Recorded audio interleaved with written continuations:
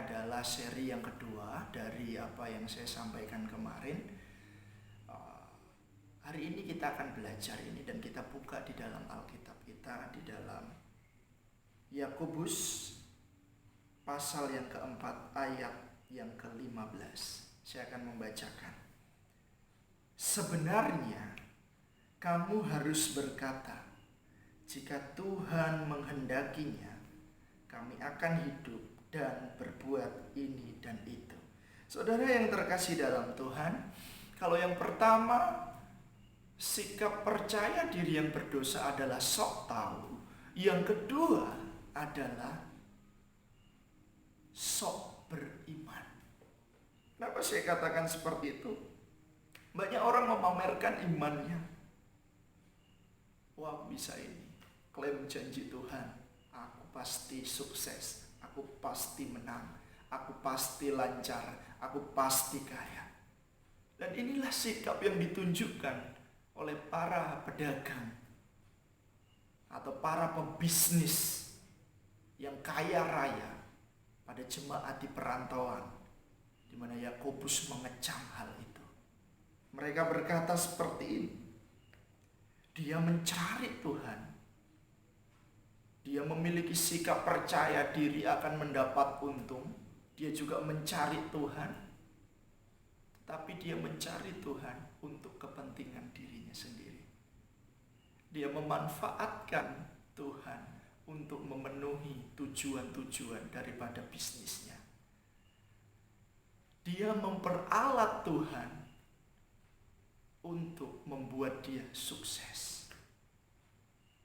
Bahkan di situ dikatakan mereka memakai nama Tuhan seperti mantra atau seperti jimat.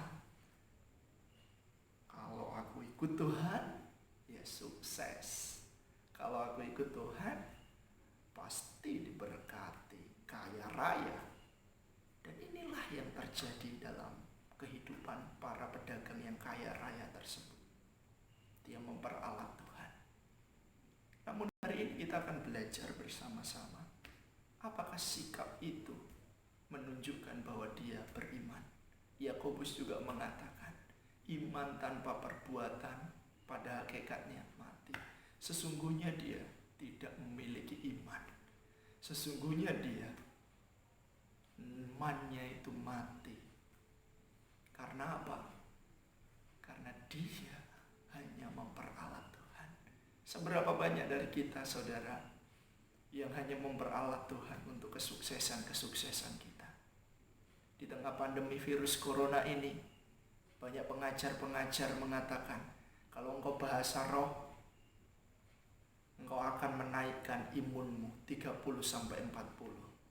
Alkitab jelas mengatakan, kalau engkau berbahasa roh, itu untuk membangun dirimu. Kalau Alkitab mengatakan, hati yang gembira adalah obat, tetapi semangat yang patah mengeringkan tulang. Setuju saya. Tetapi kalau katakan bahasa roh menaikkan imun, Alkitab tidak menjelaskan seperti itu. Dan banyak juga mengatakan virus corona itu punya mata. Ayo, dia akan menyerang orang-orang yang tidak takut akan Tuhan. Waduh, seperti itu. Sebenarnya kalau kita berkata seperti itu, banyak dari para hamba Tuhan yang meninggal akibat virus corona. Beranikah kita mengatakan bahwa hal itu atau orang-orang para hamba Tuhan ini tidak hidup dalam takut akan Tuhan, atau dia bukan hamba Tuhan sehingga dia meninggal? Bahkan ada yang mengatakan, yuk kita klaim janji Tuhan. Yuk kita klaim, corona pasti berlalu. Saudara yang terkasih dalam Tuhan, banyak pengajar-pengajar seperti ini, seolah-olah beriman, tapi dia tidak memperhatikan yang lain. Tuhan memberikan kita hikmat. Iman tanpa perbuatan mati. Saudara beriman beriman, berdoa senantiasa, tapi saudara tidak jaga diri, saudara tidak pakai masker luar, saudara tidak rajin cuci tangan, bisa kena? Bisa. Imanmu di mana? Oleh sebab itu, jangan sok beriman, tetapi hendaklah kita tidak memperalat Tuhan, tapi melakukan segala sesuatu itu karena kehendak Tuhan. Oleh sebab itu Alkitab katakan, harusnya engkau mengatakan, jikalau Allah menghendaki, maka aku akan berbuat ini dan itu. Semuanya ada dalam kontrol Tuhan. Semuanya ada dalam kedaulatan Tuhan. Semuanya ada dalam kendali Tuhan. Jadi, saudara, engkau datang bukan untuk memperalat Tuhan. Engkau menyembah Tuhan bukan untuk memanfaatkan Tuhan. Engkau beribadah bukan untuk mencari keuntungan, tetapi melakukan ketetapan kehendak Tuhan. Apapun yang terjadi dalam kehidupan kita, itu semuanya Tuhan izinkan dan semuanya pasti mendatangkan kebaikan. Virus corona, yes, demi kebaikan. Dan semuanya ada dalam kontrol Tuhan. Oleh sebab itu, serahkan hidupmu sepenuhnya kepada Tuhan. Sekali lagi saya katakan, sepenuhnya hidup kita untuk Tuhan. Penyembahan kita, itulah hidup kita. Ibadah kita, itulah hidup kita.